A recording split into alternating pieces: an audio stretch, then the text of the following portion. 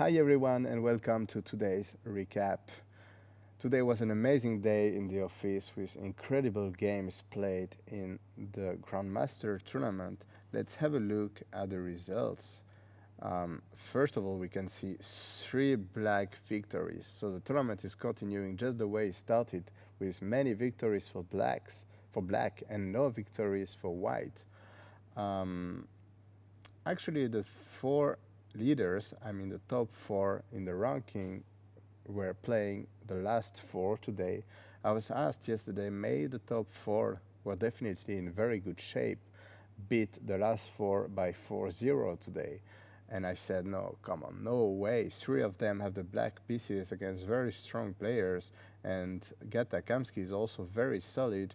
And in fact, it almost happened because Gukesh beat Kemer with black, Lekwang Liam beat Salem, Abdusattorov beat Nadic, all three with the black pieces, and Esipenko was probably winning against Kamsky with an extra pawn.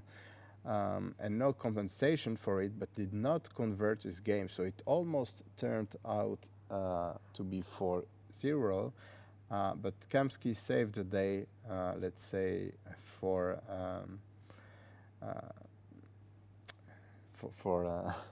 how should I call them? For the players not in shape here in the GMT. Um, let's have a look at the rankings. So the difference is that Le Kwang, who was only half a point ahead of Esipenko, is now 3 points ahead of Esipenko, and Esipenko is back to the third place as before, and Gukesh is now second with 28 points. I think I might be wrong, but I think it's the first time I see Gukesh second in the tournament, because he was leading for most of the time. Then he lost one game and became third. And I think it's the first time I see him second in the ranking, but probably somewhere with so many games played. Probably at some point he was second. But anyway, now we have Lekwang with 30, Gukesh with 28, Esipenko with 27, and Abdusattorov very close to them with 26 and half. These players will be the first four in the tournament unless something absolutely insane happens, as the fifth player, Salem, is 6 points behind the fourth one with 20 points and a half. Let's have a look at the three black victories of today. Some of them were really roller coaster, as you will, a roller coaster, as you will see. So, for example, let's start with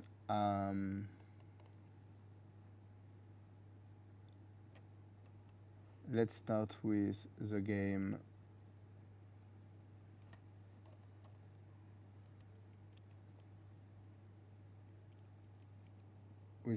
Kemer against Gukesh. So unfortunately, you saw not the final position, but almost final position, because I have been recording the video just before, except that I had forgotten to change the scene. So this time I will not forget. Now you see the chessboard. So you will see that some arrows and explanations are already there. The reason is that I'm recording for the second time, because I am not clever enough to change the scene between the rankings and the games. Anyway, now we are fully ready to go. Let's go through the opening quickly.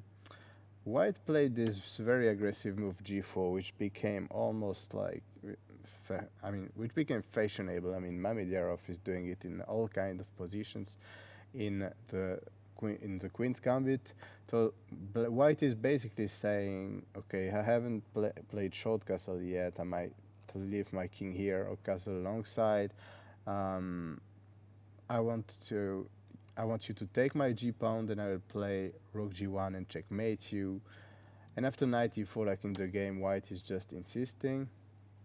And here after knight d7, I think White played slightly imprecise, because he went a3, then f3, and then bc3. But if you want to play f3, why don't you do it right away, so that after bc3, you win a tempo on the black bishop, and then g5 is probably next, or maybe knight g3 first, and then g5, so that there is no h5.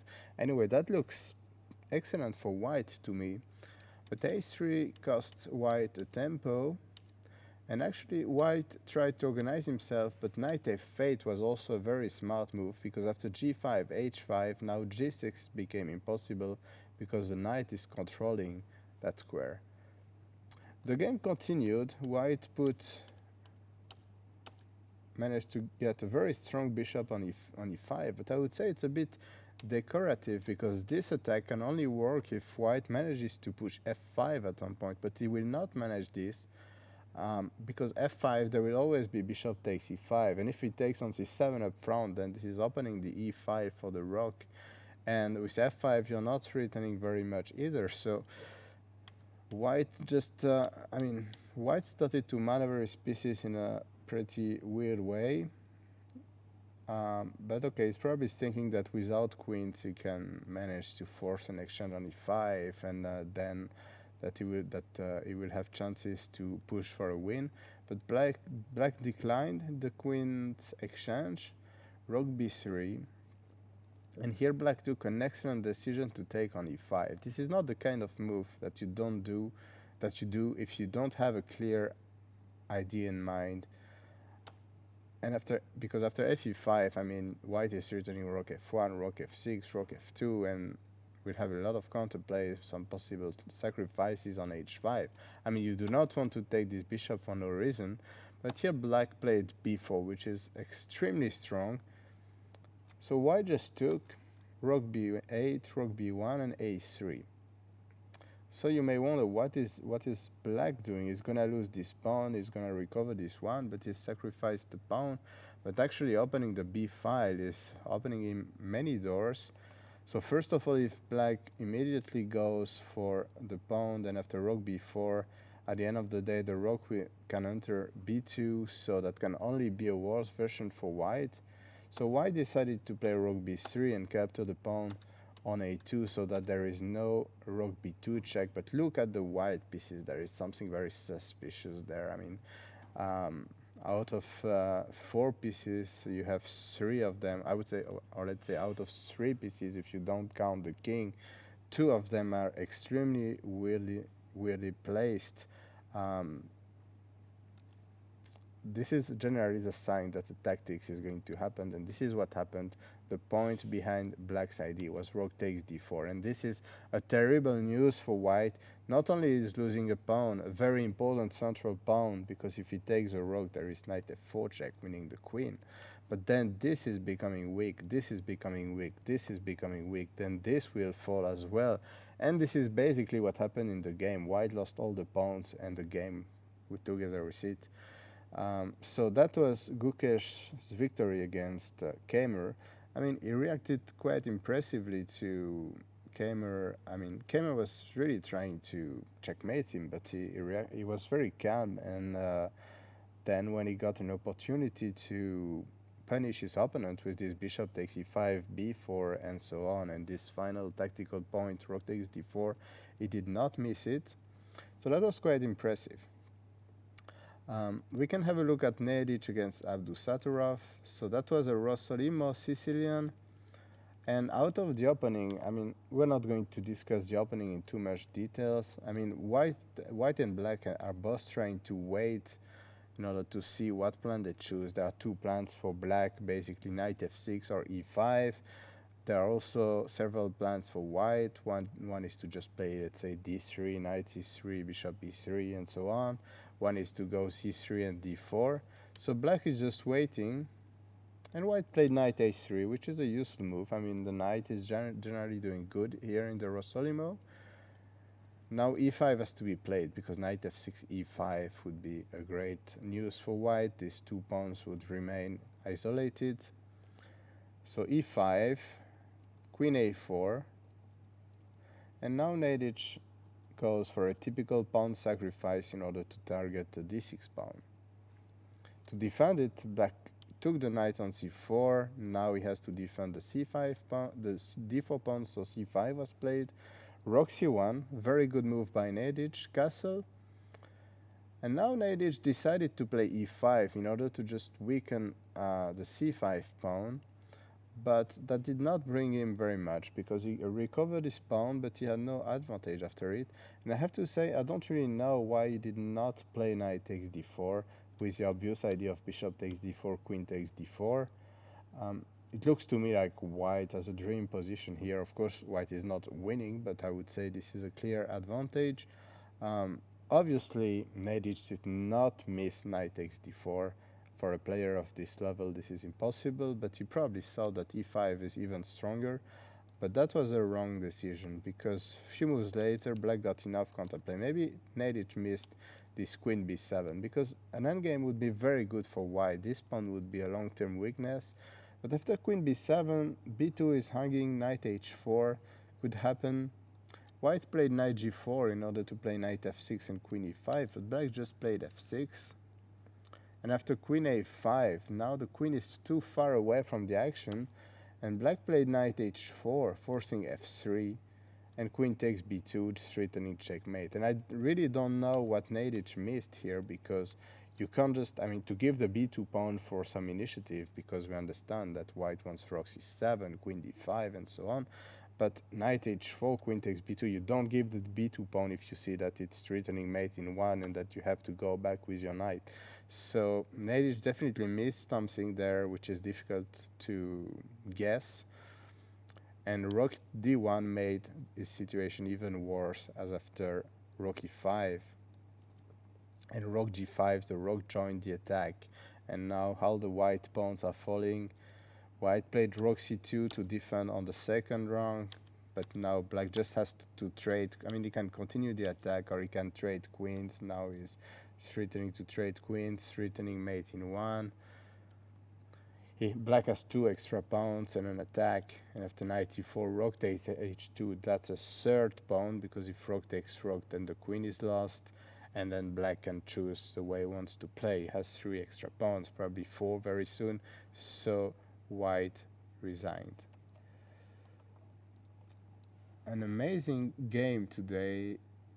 So let's have a look at the third decisive result of the day. That was a game between Salem and Lequang. That was a very impressive game. I mean, let's have a look already briefly at this moment of the game.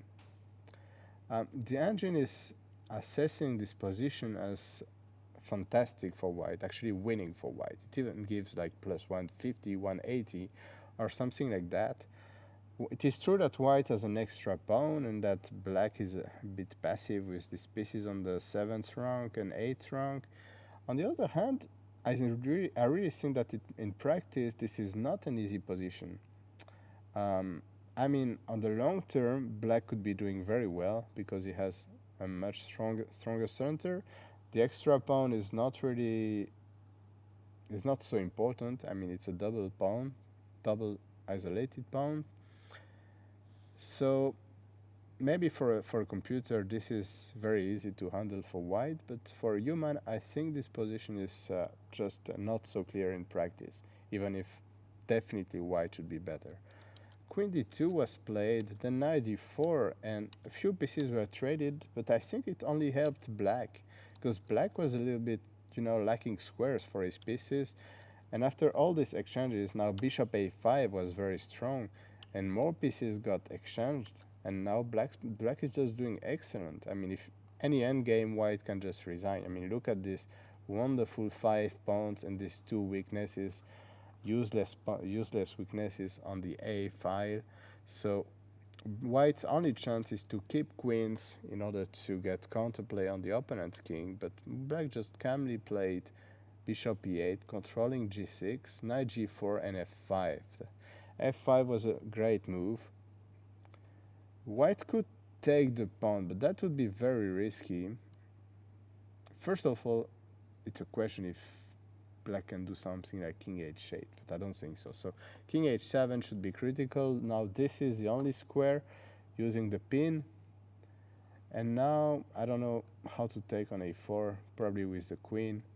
I mean, that would lead by force to an endgame that white definitely does not want to play. So I assume this is the reason why white went knight f6 and took this bishop. Queen b2, white is trying to invite to a queen invasion with queen h8, but knight f6, queen d4, bishop f1, so that the bishop can join the can generate some counterplay, because on g2 it's really not helping. Queen a7. Here white found a nice idea to get counterplay. Played rook b6. And after knight d7, obviously he does not want to go back with the queen and allow black to play this wonderful endgame. He wants a5, so that the rook is untouchable because of pawn takes, and then the black rook would be lost. But black takes, rook a6, queen c5. At first it looks like white has managed to get enough counterplay. He's attacking h8, the rook is coming to a8, but actually there is nothing here. Knight f6, if you want to take on h6, then there is queen f2 and knight g4, with a completely winning endgame for black.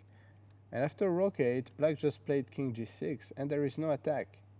There is no attack for white. The knight on f6 is just a fantastic defender. White played rook f8, trying to get rid of the knight, but black just played rook g7, and look at this amazing setup. White has no counterplay. The queen is trapped here on h8. It's trapped. It's not attacked, so it's not lost, but still it is. It doesn't have any square. Obviously, the sacrifices are not working, and white has to watch out for knight e4, knight g4 all the time.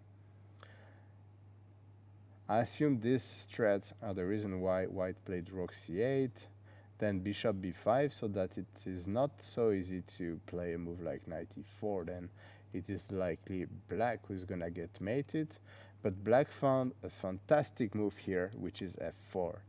Really a brilliant move. And after bishop e8 check, which was played but which is a mistake, now king f5.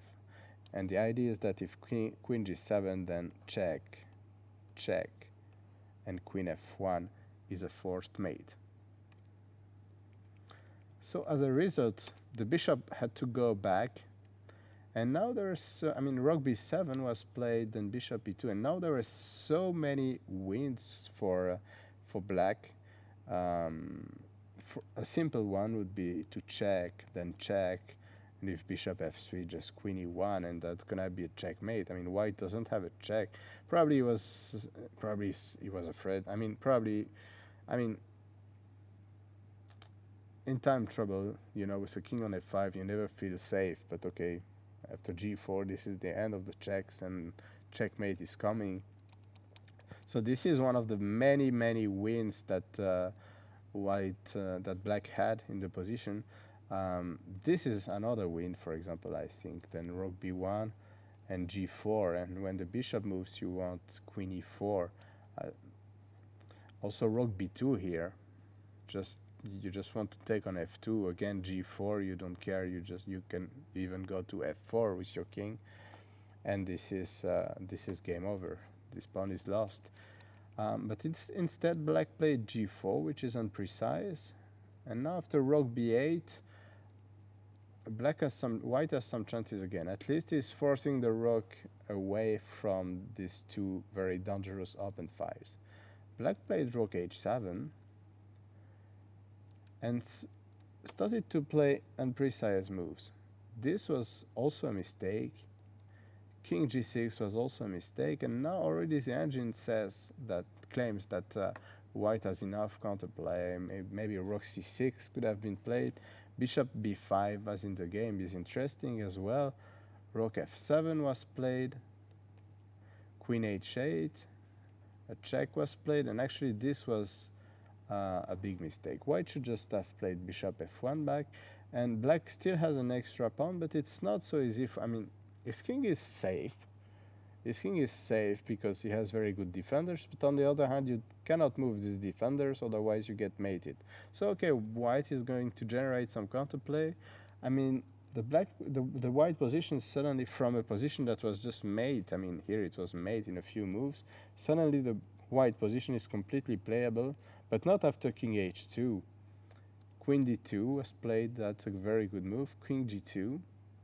And here I was very surprised that with 16 minutes for black versus 1 minute for white, Le Quang failed to find a win, which does not seem very difficult to me. Just knight e4, which is the move everyone wants to play. But of course, you need to calculate all these checks because you don't want to get mated. But rook g8 is obviously not leading anywhere. You just go king f5 and there is no check anymore. And if queen g8, of course you can't go to f5 right away because the rook would be hanging, but you go first to f6. Now there are two checks, here or there, but in any case you go to f5, end of the checks, next you take on f2 and game over. I mean, that was a very easy win, and that was the only win. I mean, black has this huge chance to play knight e4, which fortunately came back later in the game, but it could also never have came back. Okay, white played queen f8, which indicates that he probably also missed this, that knight e4 was working, because otherwise black could repeat and there is nothing white can do against knight e4. Here it would have been better to escape and, for example, go there, defending here, attacking there. But queen f8 was played, they repeated, and again knight e4 was missed. Black decided to just take, and now there is counterplay for black suddenly. For white, actually more than counterplay, because if king g5 or knight e4, the engine says that black is still doing okay, but already it's becoming very unclear. If knight e4 now, for example, you take, and it's a very different story now. I mean, there is very limited material on the board, and now this is falling. I mean, black only has an extra pawn, he has no attack. It is clear that white is out of danger here. But Salem's Le Quang's idea was to hide on h5, which looks smart and is renewing this threat of knight e4. And here white played rook g8 with the idea of playing bishop g6, but after knight e4 suddenly it's game over. There is no bishop g6 anymore, and after check there is rook f5, which is probably what white missed. And then the f2 pawn is lost and white resigned, because anyway the rook can be taken, not here because there would be check here, for example, and if you go there then white can collect the queen.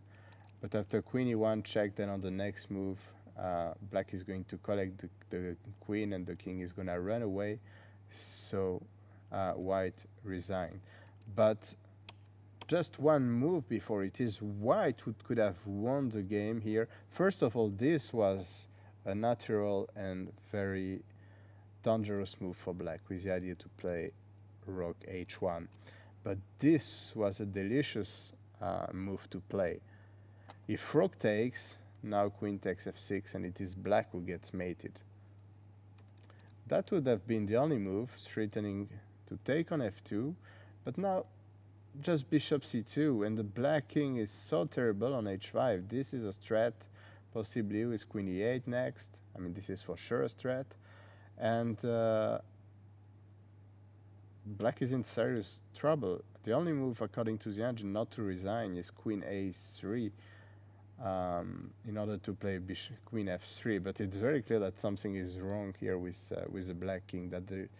I mean, it's difficult to assess the position. The engine says that white is winning, but I mean, with two extra pawns, it's difficult to assess. But it's very clear that white has a lot of counterplay. So that was really roller coaster. I mean, that position that was made, and that just one move before the end, because I would call that the final move of the game after knight e4. Obviously, it's hopeless for white. Just one move before playing this rook g8, which just loses immediately. White was actually completely winning with rook c7, according to the engine, and that would have made dramatic changes in the ranking, because Salem would have 24 and half, Le Quang would only have 26 and not 30, so that is a dramatic change in the standings. So let's show the standings again. So fantastic chess today. A few mistakes, but well, this is, as spectators, as chess fans, this is what we like. I mean,